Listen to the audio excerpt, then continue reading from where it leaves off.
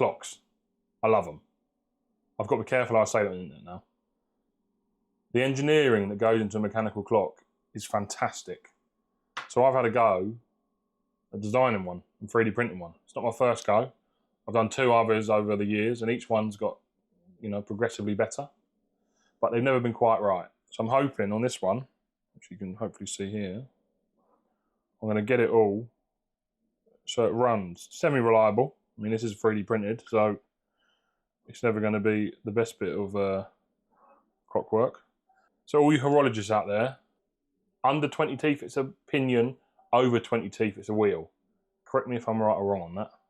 So I've got to heat sink these into these parts here, and then I've got 5mm brass rods, which I'll be using to assemble all the gears on, all the wheels on, should I say. I've currently got I've got the frame over there. You might be able to see it in the background, 3D printing still. Let's get on with it. I might have made these a little bit snug. So these are M3 heated inserts. By using a soldering iron, I heat that up, force it into there, and that'll allow me to screw in an M3 screw to bite this M5 rod.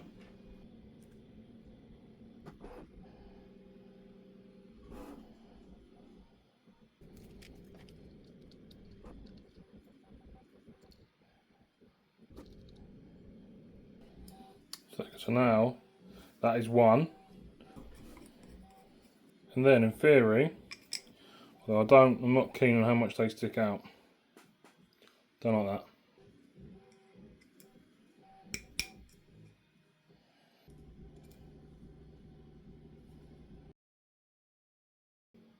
I've got to do that now for all the other wheels. All these are just sort of more proof of concept that the mechanism I've designed is going to work. The next day. I was once told by someone much cleverer than me, if you're not failing, you're not trying. I do a lot of failing. Do I get points for trying? You see that? It sort of works. The amount of force needed down here is too much. I'm just not happy with it. You can see I'm just turning that. Got the anchor disengaged. I'm just not sure I want to pursue it, given there's this much friction in this mechanism. So rather than this being a complete loss, I'm going to try and remedy all the issues I had on my second clock that I 3D printed. So I've been into CAD, I've fixed a few things, I've tweaked some of the stuff which I was never happy with and just never got around to changing. I've got the frame back there printing, I've got some of the wheels printing that I weren't happy with. We're going to see if I can get that one to work reliably, and if I can, I'll be releasing the files for that as well. Part of the problem with this frame is just a little bit, it's not rigid enough.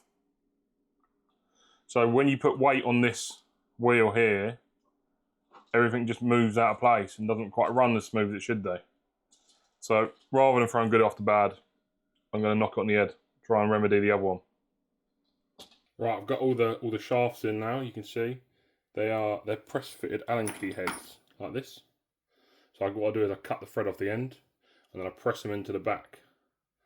So then it'll give me a nice smooth shaft for the wheels to run on. First off, I need to screw it down to this so I can fit that to the wall. So this ball chain is for the Huygens Endless Loop, which I'm probably butchering that name of.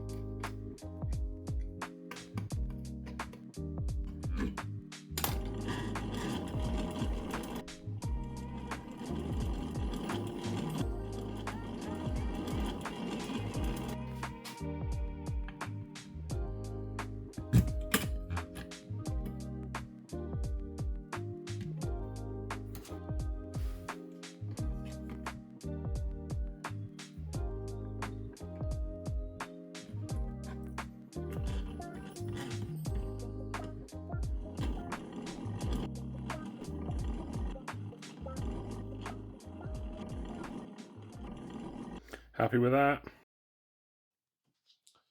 So all I've done is screw it up to the wall and fit the pendulum, and it's worked almost straight away. You can see the weight there. For the pendulum, I've just got some old bolts on a 9mm dowel, and it's working a treat. There you go, there's the failed cousin. I might revisit it, I don't know, I'm not convinced. It's tempting.